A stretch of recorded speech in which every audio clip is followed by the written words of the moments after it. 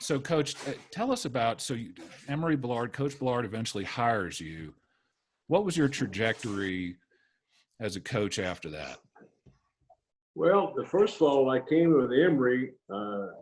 I was at Kansas State. We had a quarterback named Lynn Dickey and had Mike Montgomery in the backfield, and we were good. We went into Norman, beat Oklahoma. We were good, but we had a little reputation throwing the ball around, and I was the head freshman coach, but I worked on the varsity too. So when I came to Emory, he hired me as the receiver coach, and we were running the wishbone. Coach, for the younger folks on the podcast, it used to be when you were a freshman, you could not play on the varsity team in college, right? That's correct. That changed the season of 1972 was when that changed. I came in with Emory, and we still had a freshman team. We had freshman coaches, and we played a freshman schedule that year. But it was the first year that freshmen were eligible to play. So Bubba Bean, who I recruited, started for us as a true freshman that year. Yep. But we came in, I was a receiver coach, and I used to call it the stalk block coach, because we didn't throw the ball very much. We had a tight end and a wide receiver. But I had Carl Roaches and Richard Osborne were two. Who was the coach?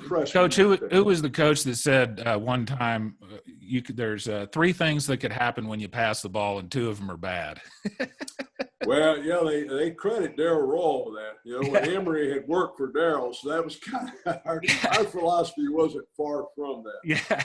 But we were good. Emory was a great guy. Never really got the credit that he deserved, in my opinion, at A&M. We got there. Our facilities were so far behind, and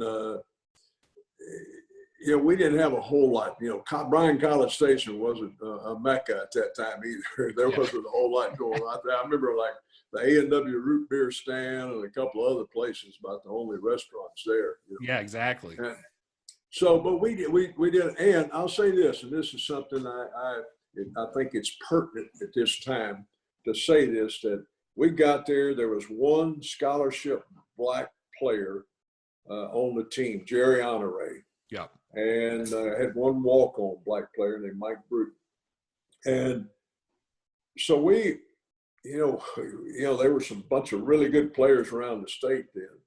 And I can remember this would sound really out of whack today, but at this time, at those times, it was a pertinent question. One of the assistants in one of our early staff meetings before we went out recruiting, our staff assembled January the 2nd, 1972.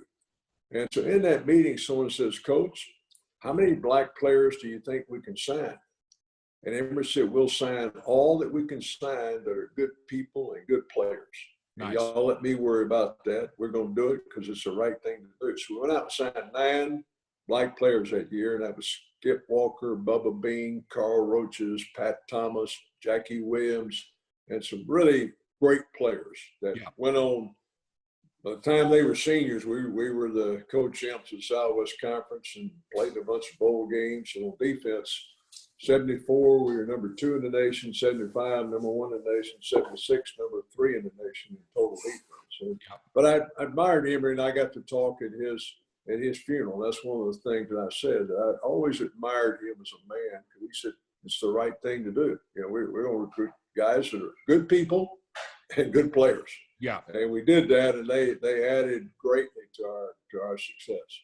So when I was a kid in Sunday school, we would sing a song, "Jesus loves the little children of the world.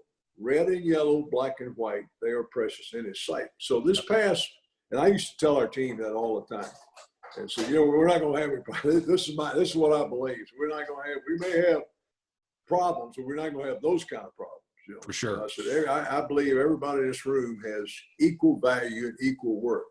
So this past January, my wife, I'm on that college football selection committee. So they brought the committee to New Orleans for the national championship game. So the day of the game, my wife wanted to go down to this art gallery. So I went down there and I walked in and started looking around and everything. And one of the neatest things, there was a painting this artist had painted, a New Orleans artist there, and it was a vertical kind of a painting, but it was faces, red, yellow, black, white, and on the Nice. side on the two borders it said red and yellow, black and white. They are precious in His sight. Love So it. I bought that painting, brought it home. It's hanging in my house now. I love And that story. Yeah,